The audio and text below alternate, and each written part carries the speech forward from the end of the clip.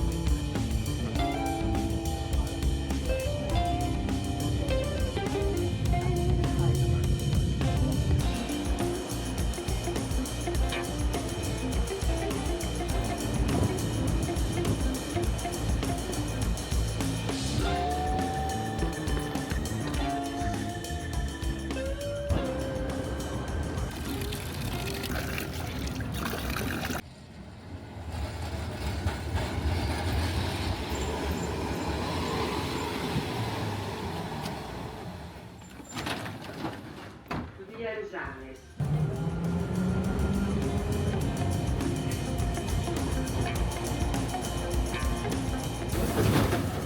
Fermata. Stop.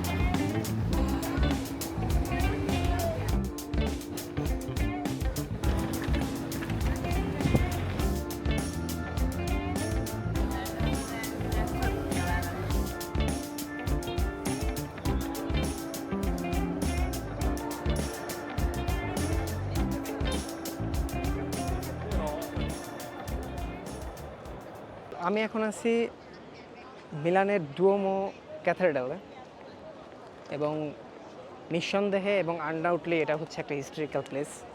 এটা মিলানের যে সেন্টার, সে সেন্টারে অবস্থিত। এটারে পৃথিবীর সবচেয়ে বড় ক্যাথেড্রাল বলা হয়ে থাকে। ক্যান ইউ ইম্যাজিন দ্যাট এই ক্যাথেড্রালটা তৈরি করতে প্রায় 600 বছরের বেশি সময় লাগছে। মিলানকে বলা হয় পৃথিবীর অন্যতম একটা ফ্যাশনেবল সিটি, বিকজ এখানে প্রতি বছর প্রায় একটা নির্দিষ্ট মাসে এখানে ফ্যাশন শোটাও হয়, এবং এখানে বড় বড় কিছু ব্র্যান্ডের একদম মেইন শোরুমগুলো এখানে আছে, যেমন গুচি, প্রাডা, দলচে গাবানা আর সামথিং লাইক দ্যাট। এই শোরুমগুলো আর কি এখানে আছে। জায়গাটা অনেক পপুলার হওয়ার কারণে এখানে শুটিং টুটিংও হয়, বিশেষ করে ইন্ডিয়ান ফিল্মগুলোতে, গানগুলোতে আর কি দেখা যায়। পৃথিবীর 10টা অন্যতম জায়গার মধ্যে এই জায়গাটা একটা অন্যতম, এবং মিলানের যদি সিম্বল যদি ধরায় সেটা হচ্ছে যে ক্যাথেড্রালটা। এই ক্যাথেড্রালটা এক নজরে কেউ দেখলেই তাহলে সে বুঝতে পারে যে আসলে এটা হচ্ছে মিলান। এখানে একটা খারাপ দিক আছে। খারাপ দিকটা হচ্ছে যে এখানে প্রচুর স্ক্যামার দিয়ে ভরা।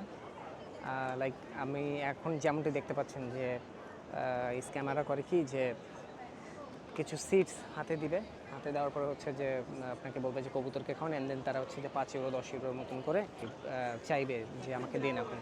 কিন্তু আপনি যদি না দিতে চান তাইলে আবার পুলিশে ইনফর্ম করবে যে কবুতরকে আর কি সিট খাওয়াইছে, কারণ সিটস খাওয়ানো, ফিড দেওয়া হচ্ছে যে একদম এখানে নিষিদ্ধ করা আছে।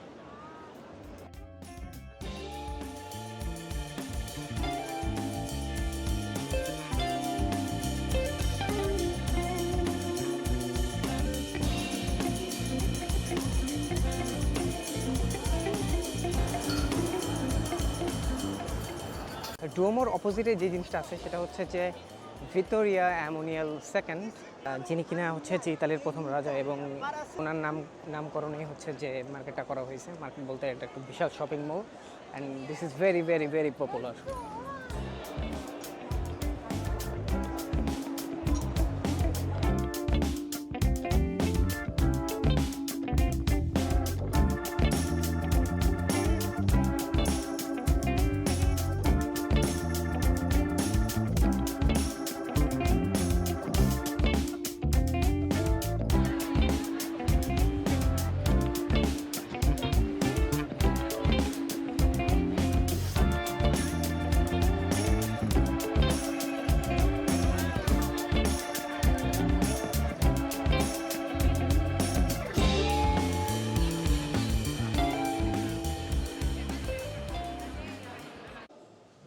সো রাইট নাও আমি হচ্ছে মিউজিয়ামটার ভিতরে আছি। এখান থেকে আমাকে 10 ইউরো দিয়ে আর কি টিকিট কাটা লাগছে। অ্যান্ড আমি আসলে মিউজিয়ামটার ভিতরে কী কী আছে সেই জিনিসটা এখন দেখতে পারবো, এবং সেই সাথে ক্যাথেড্রাল যেটা আছে সেই জিনিসটাকে এক্সপ্লোর করতে পারবো। আর মিউজিয়ামটার সাথেই হচ্ছে যে টিকিট কাউন্টার। সো আমি আগে মিউজিয়ামটাই ভিজিট করতেছি। মাত্র মিউজিয়ামটা ঘোরা শেষ করলাম। এটা হচ্ছে মিউজিয়ামটার ভিতরে মানে এত এত কিছু, এত বড় আর এত ইনফরমেটিভ, এত ইতিহাস এই জায়গাগুলোতে, যে জিনিসগুলো এখানে আর কি এরা তুলে ধরছে। তো এই সকাল থেকে পড়া শুরু করি তো তাইলে আমার মনে হয় 3-4 দিন লেগে যাবে প্রত্যেকটা লাইন যদি ধরে ধরে যদি কেউ পড়তে চায় আর কি। So it's impossible, but more than 1 hour আমি ভিতরে স্টে করলাম মিউজিয়ামটার ভিতরে। শুধুমাত্র ফুটেজ নেওয়া বারণ ছিল, কিন্তু তারপরেও আমি শুধু দেখানোর জন্য করে কিছু ফুটেজ নিছি এবং পিকচার নিছি। বারবার করে সিকিউরিটির গার্ডরা বলতেছিল যে don't take a picture or something like that. Then এই পুরো মিউজিয়ামটারে চক্কর দিতে দিতে আমার পানির তৃষ্ণা লেগে গেছে আর কি। সো নাও এখানে একটু মিউজিয়ামটার দেওয়ালে আর কি আমি হেলান দিয়ে একটু রেস্ট নিচ্ছি এখন। তারপরে আমি ক্যাথেড্রালটাতে ঢুকবো। আমার ঠিক অপোজিটেই হচ্ছে যে ক্যাথেড্রাল, লাইক দিস ওয়ে। আমি এখন ক্যাথেড্রালটার মধ্যে ঢুকবো। It's a huge, you C.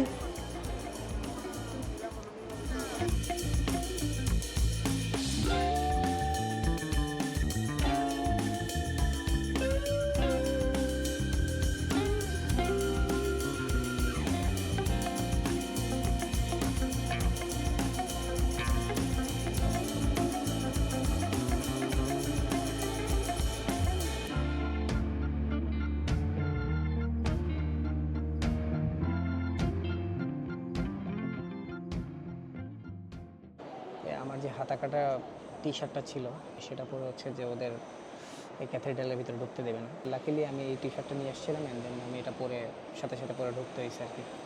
Otherwise আমার যেটা করতে হতো সেটা হচ্ছে যে আমার একটা নতুন টি শার্ট এখান থেকে কিনতে হতো, মানে বাইরের কোথাও একটা জায়গা থেকে। এটা হচ্ছে ক্যাথেড্রালের পেছন সাইড। পিছন থেকে আমি, অর্থাৎ ক্যাথেড্রালের পেছন দিয়ে এসি মিলানের যে আর কি অফিসিয়াল শোরুম, ওই শোরুমটাতে আর কি যাওয়ার চেষ্টা করতেছি। এসি মিলানের যে অফিসিয়াল যে স্টোরটা আছে সেটা খোঁজার চেষ্টা করতেছি। আমি একটু জার্সিগুলো দেখবো কেমন।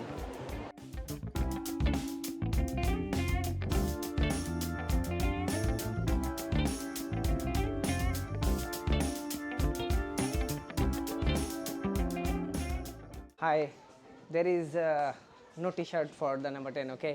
Okay, which But- size do you need? I think it's M or S. I don't know, but I have to check. Yeah, so let you see. This one is small. Okay.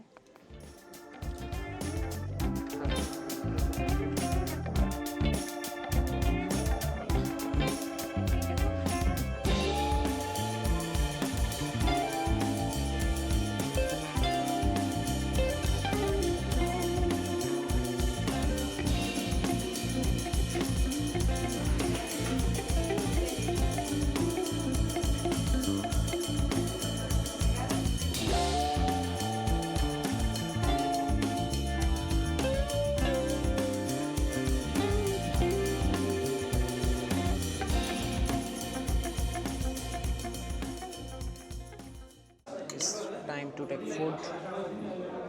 আপনি Milan আসবেন কিন্তু বাঙালি খাবার খাবেন না, এটা হতে পারে না।